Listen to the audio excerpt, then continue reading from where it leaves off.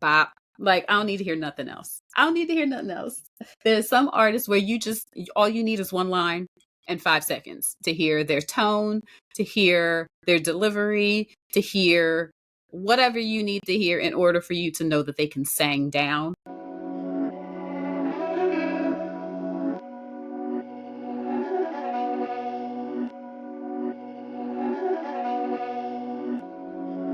These my dollars make it hurt.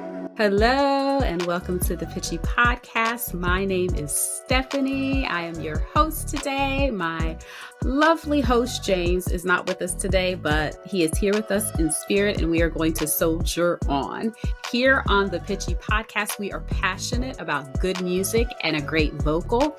We'll use the vehicle of NBC's The Voice to give you our takes and our feedback on each contestant.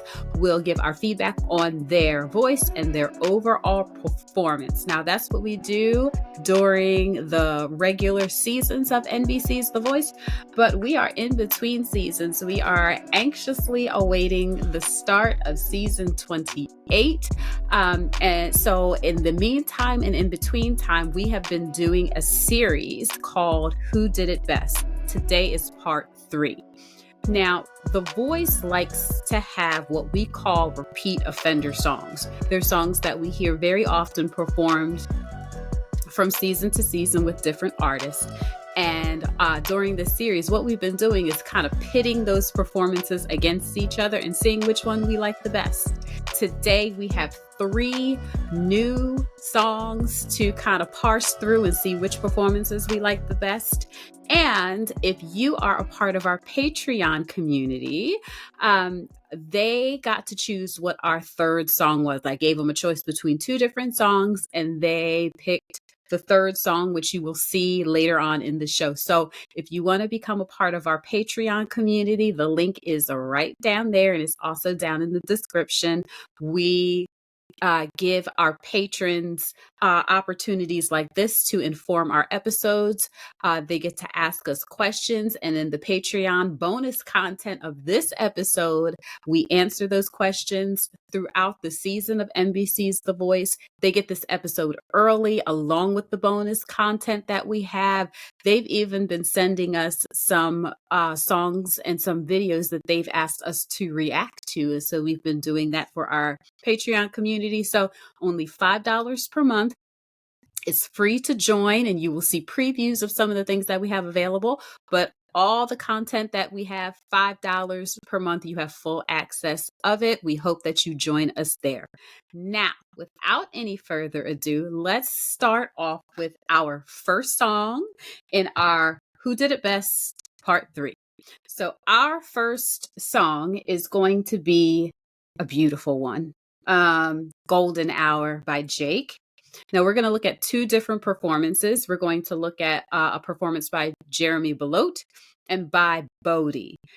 Let's start with Jeremy. So Jeremy was a season 26 artist on NBC's The Voice, and he sang this song for his knockout performance.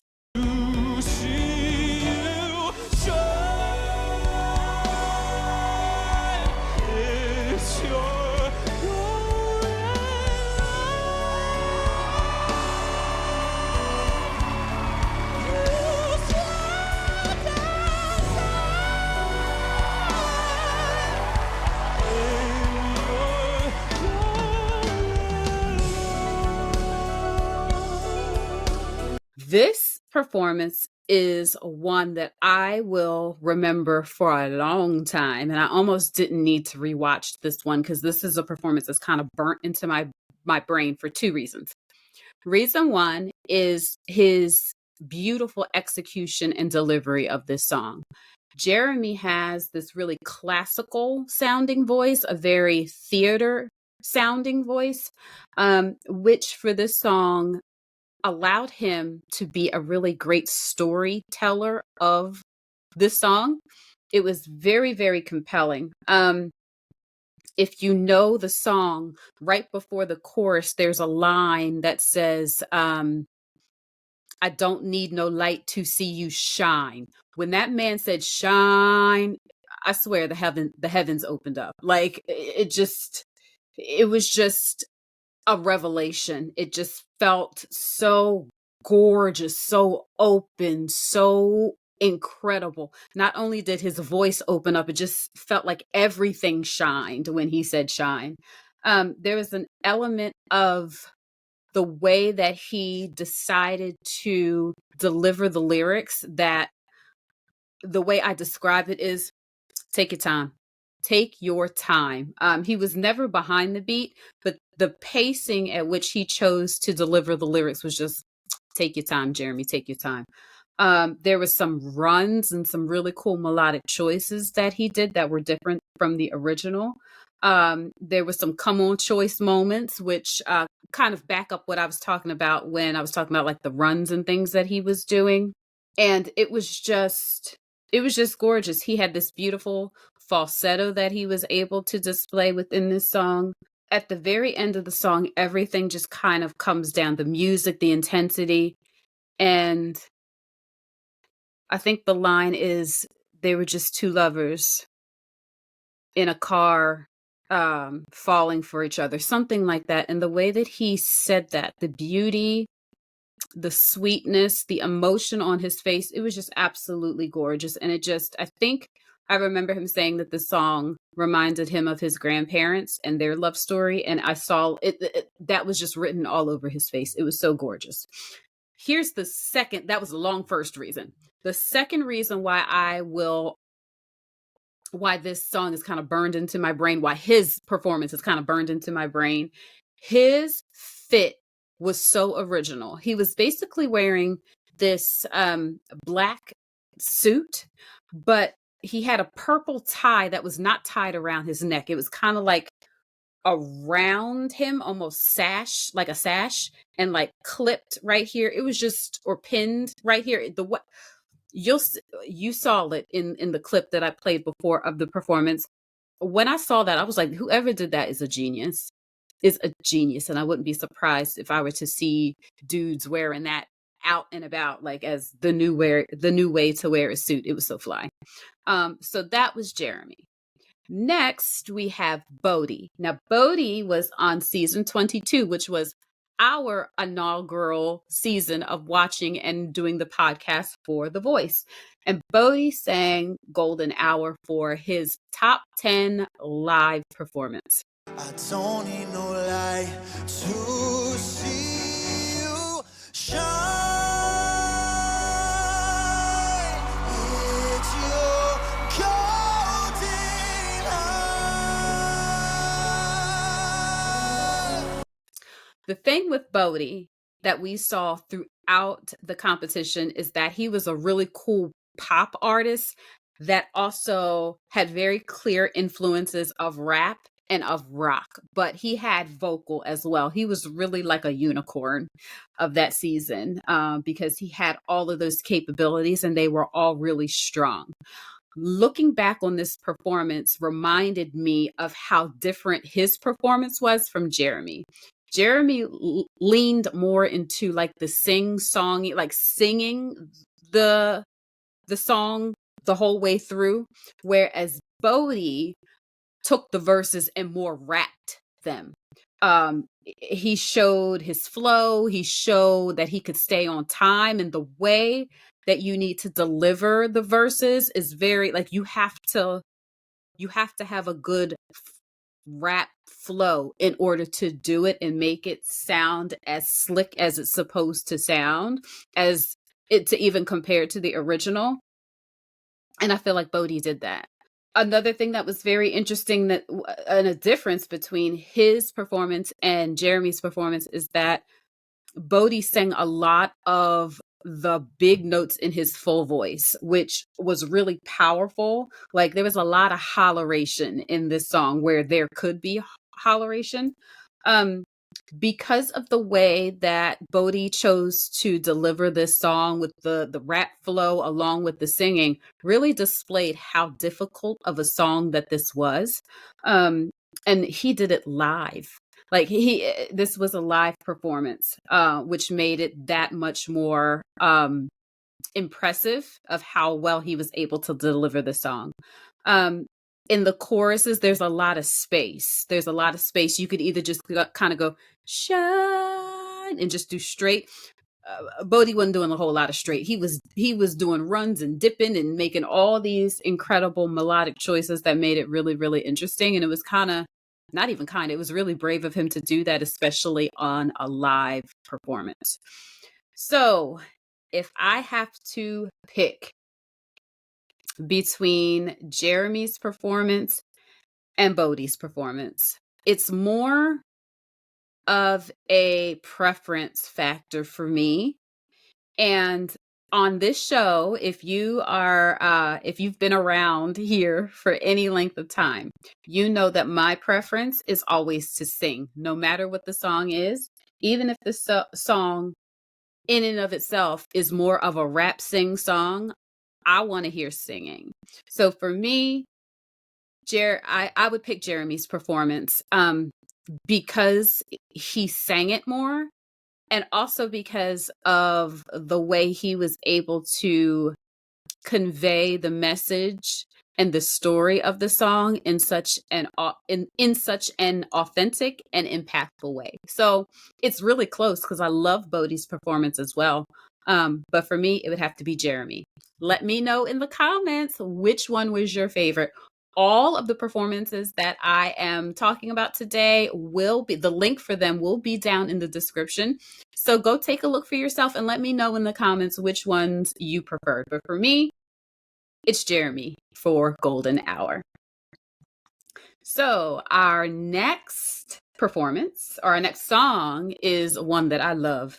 They can sing this one every season for all I care. Give me this song every season and I will be a very happy lady. So this song is Redbone by Childish Gambino. Now we're actually going to look at 3 different performances of the song. That's how much they love the song, is that I was able to find 3 really incredible performances of the song. The first is by Kevin Hawkins. Then we're going to look at Taylor Deneen. And last, we're going to look at Suede Lacy. So for our first performance, we have Kevin Hawkins. Kevin Hawkins was also a part of season 22, our inaugural season of the Pitchy Podcast. And this was his instant save performance. He sang this live and had to sing it in order to try to save himself to be able to move forward within the show. So this was an instant save performance of Redbone.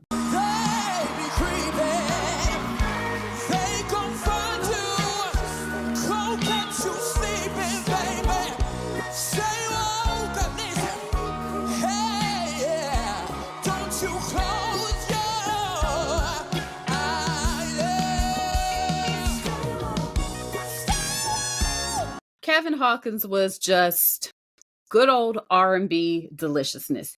He gave you the really warm, beautiful tenor, chesty voice, just beautiful, rich, bright, beautiful. And then he gave you falsetto that would rival and made you think of Prince. A lot about the way Kevin sang and delivered, even his look, his fits, kind of reminded you of Prince. But this song in particular, once he got into the falsetto, it was like, is this Prince? Are you related to Prince? Like, it really made you think that. He was a really, really wonderful R&B balance where his tenor and falsetto voices were just as dynamic and just as strong, which not everybody has. The back end of that song, he just snapped.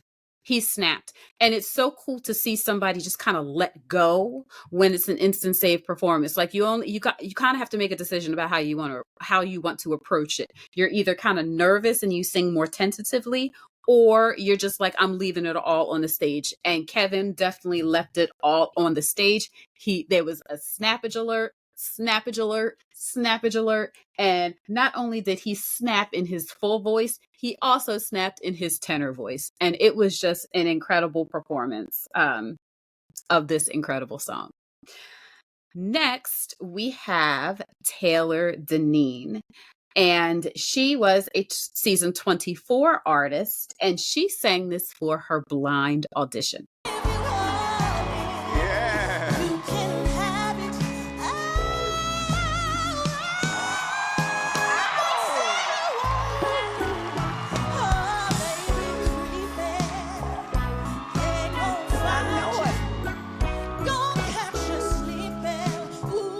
Now, her performance was as if Layla Hathaway was singing Redbone.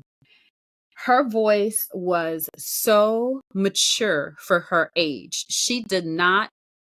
Her voice did not sound as young as she actually is. It was a very professional, very polished, like it sounds like she's on her third album and she's been singing for 30 years. It was just so polished, so confident.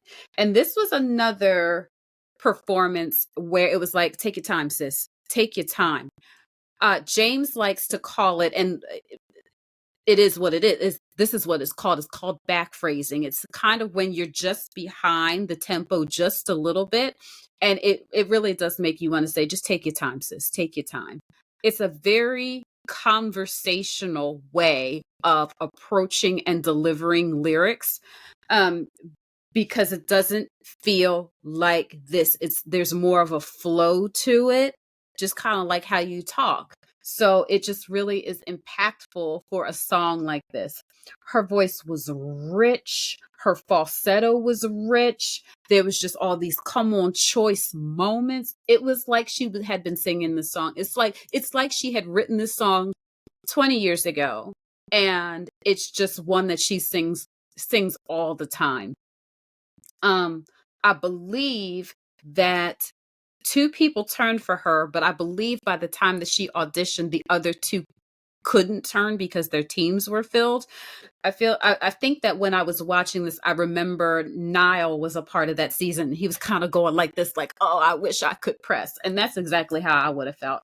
Taylor Deneen's performance of Redbone, this blind audition would have been one that would have been an instant button push for me. The minute she would have said, daylight, I would pop. And I believe that's what I said, or what James said. One of us said, both of us probably said when we originally talked about this performance, daylight, pop. Like, I don't need to hear nothing else. I don't need to hear nothing else.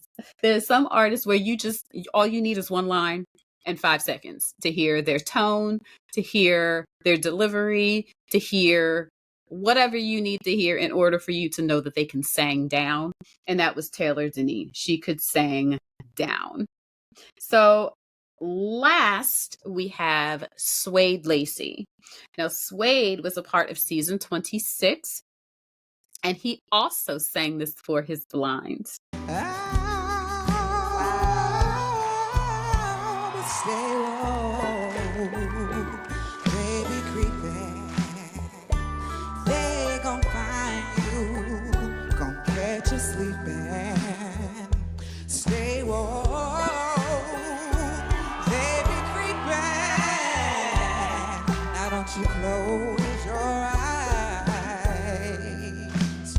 Now, what was really cool, and I did not remember about Suede's rendition of this song, is that he took a different instrumental approach. Suede's instrumentation and arrangement was less keyboard, synth, electronic kind of big sounding, and his was more acoustic-y, a little bit more stripped down. The acoustic guitar is very present in his arrangement of this song. And when I heard it, it was like, oh, I forgot that this is how he decided to deliver this song. Suede has one of the coolest vibratos I have heard on this show. It just lingers. And if you don't know, a vibrato is when the note is wavy, and it's most prevalent at the end of your lines. So if he was saying the line daylight, he wouldn't go daylight. He would go daylight. You hear how it waved? That's, oh my gosh, it was just delicious. And for this song, where there's so much space at the end of lines for you to do that and just make it sound, oh, it just, for this song, it just adds a deliciousness. That's the best word I can think of. A deliciousness at the end of each line. And I just thoroughly enjoyed watching his performance again. It just made the song feel fresh. And for these repeat offender songs that we hear so often, and at least once a season or once every other season, it's so cool to have a fresh interpretation. His voice just sounded almost new school and old school at the same time, if that's a thing. It reminded me of just that neo soul feel, that Anthony Hamilton, that Jill Scott, that kind of that D'Angelo, that feel is what he was giving. And if you just watch his performance, he just seemed like the chillest dude ever. He was just kind of strutting across the stage, and not in like a peacock proud kind of strut. It was just like a chill, just like a two-step. Like he the chill dude at the club that's just like standing there doing a two-step and just moving side to side. Like, his vibe was just immaculate. And he was one where I believe that Snoop was the last person. He was the last contestant in the blinds that season. And Snoop was the last person or it was the last coach that needed one more artist. And so at the very end of Suede's performance, Snoop hit his button, and it was awesome. So I really, really love Suede's interpretation of this song. So, who is the winner? Oh, this is difficult. This is difficult because I have two people in mind, but here's my winner. My winner is Taylor Deneen. It's Taylor because of how just sick her voice was, for how young she is, how confident her voice was. And, it gave me the feels of the original, but with a female interpretation, which I always love, especially when songs like this that are usually sang by males. When a female sings it just brings a brand new energy to it, and I love that. She was just one of the most incredible voices of that season, and this blind is just like a snapshot to prove that. It was just such an undeniably incredible performance. So for me, Taylor is the winner. Let me know in the comments. Check out all three of the versions and let me know in the comments who your winner for Redbone was. And now we are at our last song.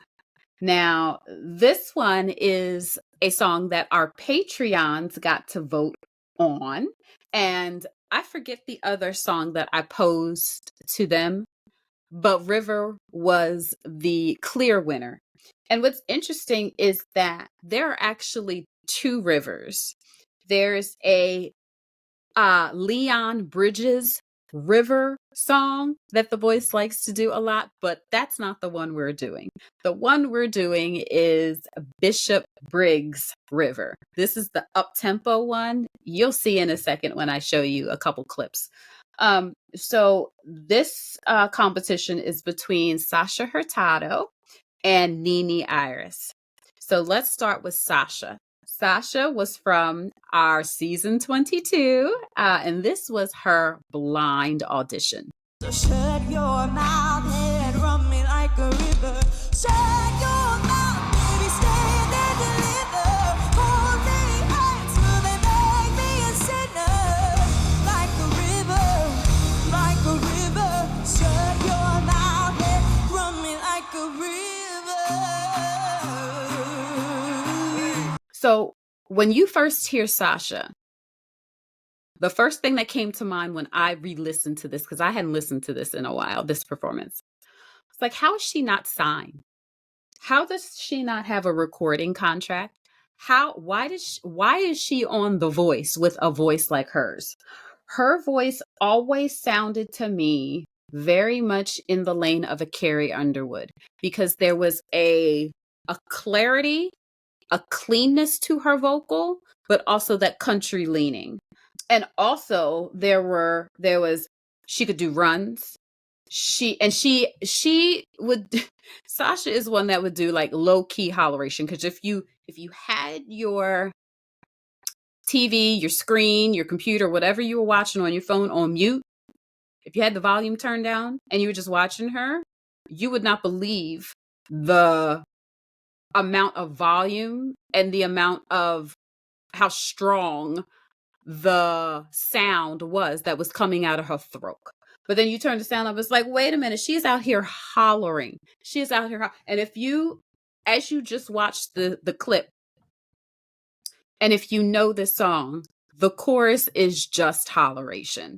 It's just, which is why this is one of my favorites. And I'm so glad that the patrons chose this one, because the minute I hadn't heard this song until The Voice.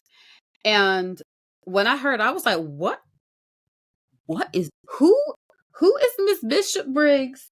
And where did this song come from? It is just one of those songs that just is like instant impact. Like it becomes your favorite song the first time you hear it. And that's what this song is. And her rendition of it was just like, you're out here hollering, but to look at her, you'd never know.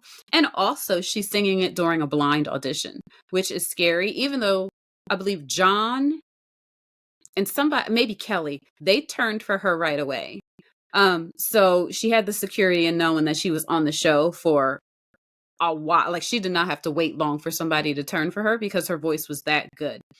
But you could still, and I could still see an element of nervousness within her, but I don't think that it necessarily impacted her vocal, but there was just, I could see some nerves, but she still delivered this like impeccably. So that's Sasha. Next, we had Miss Nini Iris. She was from season 24, and she sang this in the playoffs. So shut your mouth and run me like a river. Shut your mouth, baby, stand and deliver. Holy hand, will it make me a sinner? Like a river, like a river. Shut your mouth and run me like a river. Woo! If you did not know any better, you would have thought that this was Nini's actual original song. Because this was during the playoffs, there was an element of performance and an element of higher production for this performance that Sasha was not afforded, because Sasha did this song during the blinds. So Nini had band, Nini had background singers, Nini had outfit, and Nini brought energy. She brought performance quality. It was from from minute 0 to the end of her performance. It was just high octane. It was incredible. Nini had this grit and this growl in her voice that lent so well to the chorus. You want to hear the holleration, but if you have the grit and the growl in your voice as well, it just takes it to another dimension. But what was really cool about her vocal is that she was able to deliver the lows as well, because the verses of the song are low, and sometimes it's really hard to have that translate, and it's really hard to deliver it. If your adrenaline is rushing, it could be hard to deliver some of those lower notes. And for as much as she was bouncing around, once she got from the first chorus to the second verse, it could have been really difficult for her to kind of come down and nail those lower verse 2 vocals. But she did an amazing job. She gave you everything that you wanted and more from a performance of this song. She was kind of giving Christina Aguilera in the growl and the grit in her voice. it's one of my favorites. I hadn't watched it in a while, but watching it a couple days ago, preparing for this episode, I was like, this was an incredible, incredible performance. So who is my winner? My winner for this one is Nini. And it's almost not fair to Sasha just because of the different rounds it was performed in. And like I said, based on Nini doing this in her playoffs, she gets more production, more zhuzh. But even if she would have done this in her blind, I think because of the vocal that Nini has versus the kind of vocal that Sasha has, even though Sasha really did an incredible job with this song, my preference would be to hear this song sung by somebody who has a little bit more grit and a rock kind of leaning to their voice like Nini had. So Nini would be my winner for River. Let me know in the comments. Again, down in the description, all of the performances are there. So let me know whose River you prefer, Sasha or Nini. All right, friends. Well, that is our episode for this week. I hope you have enjoyed going down the rabbit hole of who did it best with those particular songs. And I believe next week we might have a part 4. There are just so many songs that The Voice likes to reuse. And I guess that they're not being wasteful with all the, I guess, the music licenses that they have. They're like, we got the license for this song, so we are going to continue to use it. But the thing is that they usually pick really good songs. So I'm not mad at it. So we will look at 3 new songs next week. And then after that, I think we are going to do a episode to prepare us for season 28 of The Voice. I have some things that I'm wondering about, and I'm going to go through those in an upcoming episode. So I hope that you continue to join me or us if we have my wonderful co-host James back. But for now, I want to let you know of some things if you don't know them. So don't forget to follow and subscribe to the Pitchy Podcast on your favorite podcast platform. And if that platform is Apple Podcast, would you be kind enough to give us a 5-star review and a kind written review also, so that more friends would find us? And then once you're done that, hop on back over to YouTube if you are watching me right now. If you're not, go ahead and search for The Pitchy Podcast in that YouTube search engine, and then hit that subscribe button so you know when we drop a new video. Also, don't forget that we are on Instagram and TikTok at The Pitchy Podcast, and we're on Blue Sky at thepitchypodcast.bsky.social for new episode alerts, episode clips, and so much more.